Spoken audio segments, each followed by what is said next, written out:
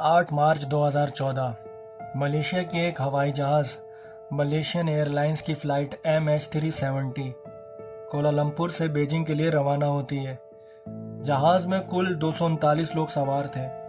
کسی کو نہیں پتا تھا کہ یہ ان کا آخری سفر ہونے والا ہے، بلکہ دنیا کی سب سے بڑی پراسرار کہانیوں میں سے ایک بننے والی ہے۔ جہاز ہوا میں بالکل ٹھیک اڑ رہا تھا، معلومات کا تبادلہ بھی ہو رہا تھا، سب کچھ معمول کے مطابق تھا، لیکن پھر اچانک MH370 کا رابطہ زمین پر موجود نگرانی مرکز سے ٹوٹ گیا۔ جہاز غائب ہو گیا، نہ کوئی کھلی خبر، نہ کوئی مدد کی پکار، نہ کوئی ایسی نشانی جس سے فوراً پتہ چل سکے کہ جہاز آخر گیا کہاں۔ سب سے حیرت کی بات یہ تھی کہ 239 لوگ کے ساتھ ایک پورا جہاز اچانک دنیا کی نظروں سے کیسے اوجھل ہو گیا۔ آج کی ویڈیو میں ہم اسی سوال کا جواب ڈھونڈنے کی کوشش کریں گے، لیکن یاد رکھیے MH370 کی کہانی میں کچھ حقیقتیں ہیں اور کچھ اندازے ہیں، اور کچھ ایسے سوال ہیں جن کا جواب آج تک کسی کے پاس نہیں۔ السلام علیکم دوستو، آپ دیکھ رہے ہیں رازنامہ اردو۔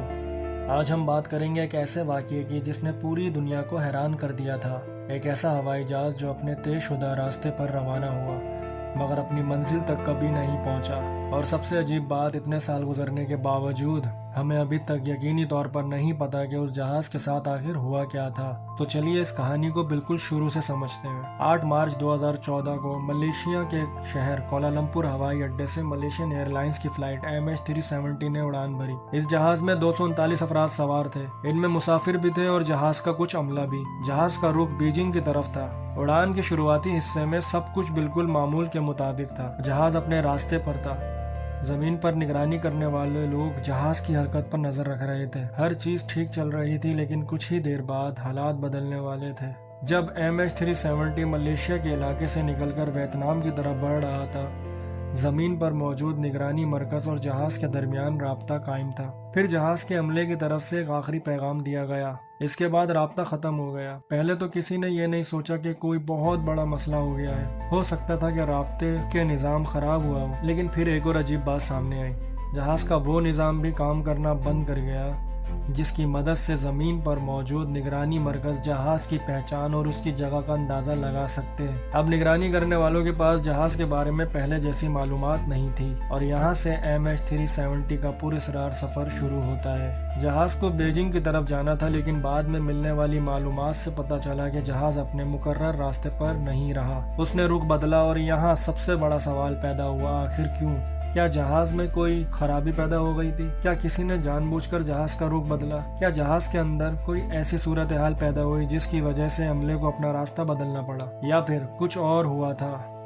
اس وقت کسی کے پاس ان سوالوں کا جواب نہیں تھا۔ جب MH370 اپنی منزل پر نہیں پہنچا تو ملیشیا اور دوسرے ممالک کے اداروں نے جہاز کی تلاش شروع کر دی۔ شروع میں سمندر کے اس علاقے میں تلاش کی گئی جہاں جہاز کے ہونے کے امکان تھے، لیکن جہاز کا کوئی پتہ نہیں چلا، نہ جہاز، نہ اس کا ملبہ، نہ مسافروں کی کوئی خبر۔ جتنا وقت گزرتا گیا اتنی ہی پریشانی بڑھتی گئی۔ تلاش کا دائرہ مزید وسیع کیا گیا۔ مختلف ممالک کے جہاز، سمندری کشتیاں اور دوسرے وسائل استعمال کیے گئے، لیکن MH370 جیسے زمین نگل گئی ہو۔ پھر تحقیقات کرنے والوں کو آسمان میں موجود ایک اور نظام سے ملنے والی معلومات کا پتہ چلا۔ اس نظام کو عام الفاظ میں سیٹلائٹ رابطہ کہا جا سکتا ہے، جہاں سے آنے والی ان نشانیوں کو باریکی سے جائزہ لیا گیا۔ ان معلومات کی بنیاد پر تحقیقات کرنے والوں نے اندازہ لگایا کہ جہاز اپنے پہلے مقرر راستے سے بہت دور نکل گیا تھا، اور اب تلاش کا رخ ہندوستان کا سمندر کی طرف ہوتا جا رہا تھا۔ سوچیے، ایک جہاز جو ملیشیا سے چائنا جا رہا تھا، اس کی تلاش ہزاروں کلومیٹر دور سمندر میں کی جا رہی تھی، اور یہاں سے یہ معاملہ اور بھی زیادہ پراسرار ہو گیا۔ ہندوستان کا سمندر دنیا کا بہت وسیع سمندر علاقوں میں سے ایک ہے۔ گہرا سمندر، مشکل موسم اور ہزاروں کلومیٹر تک پھیلا ہوا پانی۔ ایسے علاقے میں کسی جہاز کا ملبہ ڈھونڈنا کوئی آسان کام نہیں تھا، لیکن دنیا بھر کے ماہرین نے ہمت نہیں ہاری۔ سمندر کے اندر تلاشی لی گئی، جہاز کا ممکن راستہ دوبارہ بنایا گیا، پرانی معلومات کا دوبارہ جائزہ لیا گیا، اور ہر ممکن جگہ کو جانچنے کی کوشش کی گئی، لیکن مہینوں تک کوئی بڑی نشانی ہاتھ نہیں لگی۔ پھر ایک دن ایک ایسی چیز ملی جس نے پوری تحقیقات کو ایک نیا رخ دے دیا۔ 2015 میں ہندوستان کے سمندر میں موجود ایک جزیرہ ری یونین آئیلینڈ پر ایک جہاز کا ٹکڑا ملا۔ تحقیقات کے بعد معلوم ہوا کہ یہ ٹکڑا MH370 سے متعلق تھا۔ یہ بہت اہم دریافت تھی کیونکہ اب یہ بات مزید مضبوط ہو گئی تھی کہ MH370 سمندر میں تباہ ہوا تھا۔ لیکن ایک سوال اب بھی اپنی جگہ موجود تھا، اگر جہاز سمندر میں گرا تھا تو پھر پورا جہاز کہاں ہے؟ اس کا بڑا ملبہ کہاں تھا؟ 239 لوگوں کے بارے میں کیا ہوا؟ اور جہاز اس جگہ تک پہنچا کیسے؟ MH370 کے غائب ہونے کے بعد دنیا بھر میں مختلف اندازے سامنے آئے۔ کسی نے کہا جہاز میں کوئی بہت بڑی خرابی پیدا ہوئی ہوگی، کسی نے جان بوجھ کر جہاز کا رخ بدلنے کا اندازہ لگایا، کچھ لوگوں نے قبضے میں لیے جانے کا بھی خیال پیش کیا، اور کچھ لوگوں نے اس واقعے کو اتنا پراسرار بنا دیا کہ انٹرنیٹ پر عجیب و غریب کہانیاں پھیل گئیں۔ لیکن یہاں ایک بات بہت ضروری ہے، ہر اندازہ حقیقت نہیں ہوتا، جو چیز ثابت ہو اسی حقیقت کہا جا سکتا ہے۔ MH370 کے معاملے میں آج بھی کئی سوالات کے جواب یقینی طور پر نہیں مل سکتے۔ اس واقعے میں جہاز کے پائلٹ کے بارے میں بھی بہت سی باتیں کی گئیں، ان کے گزرے ہوئے ریکارڈ کا جائزہ لیا گیا، جہاز کے اندر موجود نظام اور دوسری معلومات کو دیکھا گیا، لیکن کسی ایک شخص کو یقینی طور پر اس واقعے کی ذمہ دار کہنا بنا مکمل ثبوت کے ناممکن ہے۔ اسی وجہ سے پائلٹ سے متعلق اندازے آج بھی صرف اندازے ہی ہیں، یقینی جواب نہیں۔ ایک ممکن وجہ یہ بھی سمجھی گئی کہ شاید جہاز میں کوئی بہت بڑی خرابی پیدا ہوئی ہو، لیکن اگر ایسا تھا تو پھر جہاز نے اپنا راستہ کیوں بدلا؟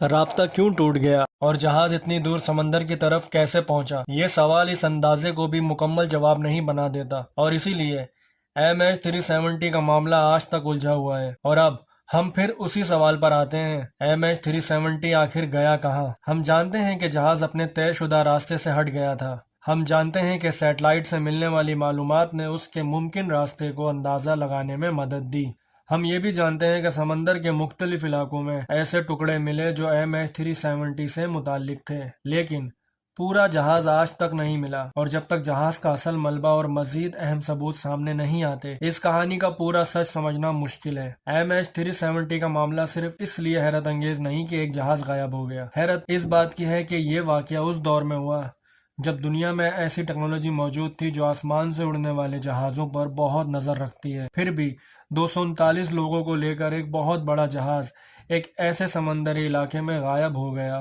جہاں اس کا اصل ملبہ تک ڈھونڈنا مشکل ثابت ہوا۔ اسی وجہ سے MH370 کا ایویشن کی تاریخ کا سب سے پراسرار واقعہ میں شمار کیا جاتا ہے۔ ہو سکتا ہے کل یا کچھ سال بعد MH370 کا اصل ملبہ سامنے آ جائے، ہو سکتا ہے کہ کوئی نیا ثبوت سامنے آئے اور دنیا کو پتہ چل جائے کہ اس رات اصل میں ہوا کیا تھا، لیکن فی الحال ایک سوال اب بھی ہوا میں لٹک رہا ہے۔ 8 مارچ 2014 کو کوالالمپور سے روانہ ہونے والے ان 239 لوگوں کے ساتھ آخر ہوا کیا؟ شاید جواب سمندر کی گہرائیوں میں چھپا ہوا ہے، شاید کسی ایسے ثبوت میں جو ابھی تک انسان کی نظر سے اوجھل ہے، یا شاید اس کہانی کا سب سے بڑا راز ابھی تک ہمارے سامنے آیا ہی نہیں۔ آپ کو کیا لگتا ہے MH370 کے ساتھ اصل میں ہوا کیا تھا؟ اپنی رائے نیچے ضرور لکھیں، اور اگر آپ کو ایسی ہی حقیقی پراسرار اور حیرت انگیز کہانیاں پسند ہیں تو رازنامہ اردو کو ضرور سبسکرائب کریں، کیونکہ ہر راز کے پیچھے ایک کہانی ہوتی ہے اور ہم اس کہانی کو ڈھونڈنے نکلے ہیں۔ میں ملوں گا آپ سے اگلی ویڈیو میں ایک اور راز کے ساتھ،